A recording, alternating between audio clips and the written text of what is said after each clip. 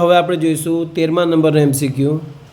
તો એ જે MCQ આપેલો છે તેમાં આપણે એની ડિટેલ જોઈએ તો ડિટેલમાં લખેલું છે 4 × 10⁻⁷ કુલમ વિદ્યુતભારથી 9 સેન્ટીમીટર અંતર આવેલા બિંદુએ વિદ્યુત સ્થિતિમાન કેટલું હશે. તો આ MCQ એકદમ સરળ MCQ છે જેમાં તમને એક વિદ્યુતભાર આપેલો છે Q, તેનાથી R અંતરે વિદ્યુત સ્થિતિમાન પૂછેલું છે. તો સીધું સૂત્ર ઉપયોગ કરી શકાય છે V =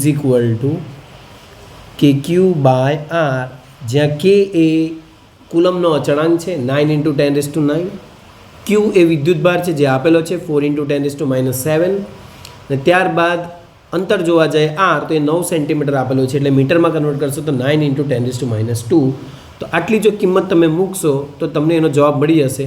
અને તમે કમેન્ટ સેક્શનમાં મને જણાવી શકો છો કે ABCDમાંથી 4માંથી કયો જવાબ આવશે. ત્યાર પછી આપણે જોઈએ 14મા નંબરનો MCQ. તો એ જે MCQ છે થોડો હાર્ડ કહી શકાય છે કમ્પેર ટુ જે સ્ટેટ બોર્ડના MCQ પૂછાય છે એના કમ્પેરિઝનમાં.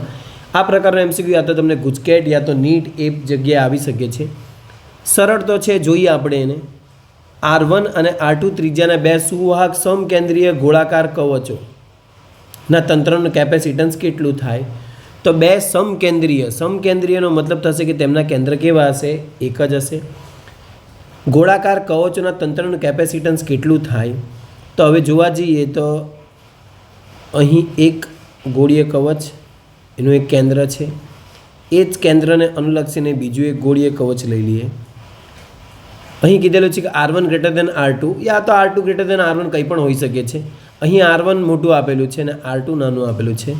તો અંદરવાળી ત્રિજ્યા R2 લઈ લઈએ, આ લઈ લઈએ R1. હવે કેપેસિટન્સ પૂછેલું છે તો ઓબ્વિયસ એની ઉપર વિદ્યુતભાર પણ હશે. તો આપણે અહીં લખેલો નથી તો આપણે બંને ઉપર QQ વિદ્યુતભાર લઈ લઈએ. નોર્મલી એન્ટ્રન્સમાં આ જ પ્રકારના MCQમાં તકલીફ હોય છે કે આપણને પૂરેપૂરો ડેટા નથી આપેલો હતો, જેને પરિણામે સોલ્વ કરવા થોડા ડિફિકલ્ટ થઈ જાય છે. તો હવે અહીં જોવા જાય તો બે ગોળીય કવચનું કેપેસિટન્સ પૂછેલું છે.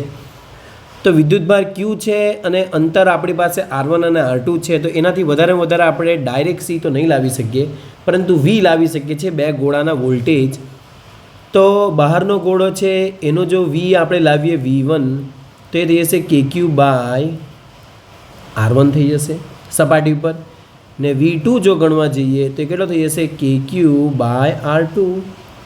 હવે બે સમકેન્દ્રીય ગોળા છે તો બેનો વિદ્યુત સ્થિતિમાનનો તફાવત લઈ લઈએ તો એ V2 - V1 કરીએ કે V1 - V2 કરીએ. અહીં આપણે જોઈ શકીએ છીએ કે કોણ મોટું હશે. તો જેની ત્રિજ્યા ઓછી હશે R2 તે મોટું હશે કારણ કે અંતર ઓછું છે. તો જોવા જાય તો V2 - V1 કરીએ તો V2 - V1નો જવાબ શું આવશે. તો એ બેમાંથી આપણને ખબર છે કે સામાન્ય નીકળી જશે ને કે અને Q પણ સામાન્ય નીકળી જશે. રહી શું જશે 1/R2 - 1/R1 આ રહી જશે. તો ત્યાર પછીનું સાદુરૂપ આપશું તો આ લસા અહીંયા લઈ લઈશું અહીંથી. તો R1 - R2 ના છેદમાં R1 R2, R1 - R2 ના છેદમાં R1 - R1 × R2. અને બહાર જે KQ છે તે તો આપણો રહી જ જશે. તો આ થઈ ગયો V. તો કોઈને એમ થાય કે C કેવી રીતે આવશે. તો C = આપણને ખબર છે C = Q/V. તો Q તો Q રહેશે ને Vની જગ્યાએ આપણે આ મૂકી દઈશું કે Q અહીં R1 - R2 ના છેદમાં R2 R1 યા તો R1 R2 લખી શકીએ છીએ.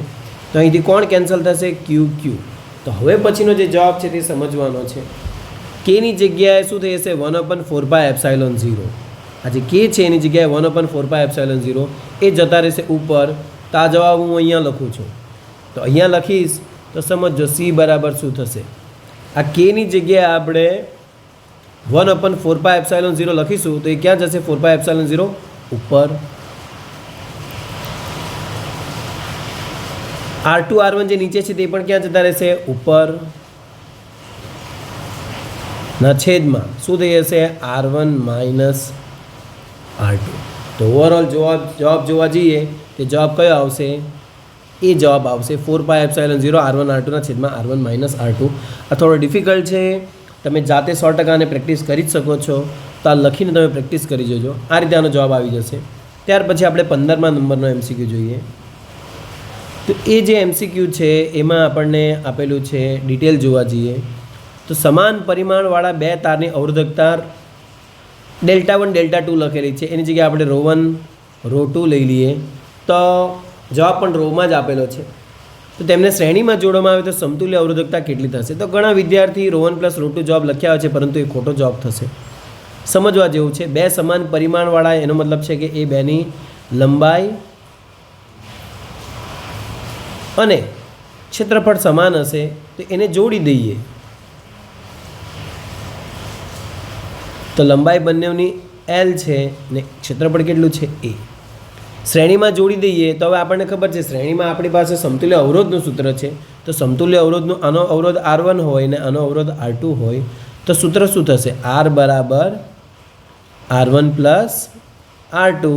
તો આ થઈ જશે ρ1 L/A પ્લસ આ થઈ જશે ρ2 L/A.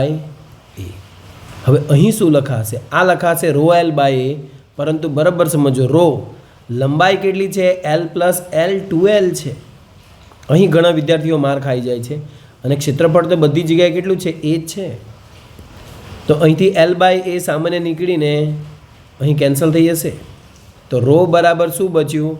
ρ1 પ્લસ ρ2 ને અહીંનો જે 2 છે એ છેદમાં જશે તો ρ1 પ્લસ ρ2 ના છેદમાં 2 આવશે. તો આ રીતે જવાબ તમારો થઈ જશે ડી. ઘણા વિદ્યાર્થી મેં કીધું તેમ સી જ મૂકી આવે છે, પરંતુ એ ખોટો જવાબ છે. સાચો જવાબ આવશે ડી.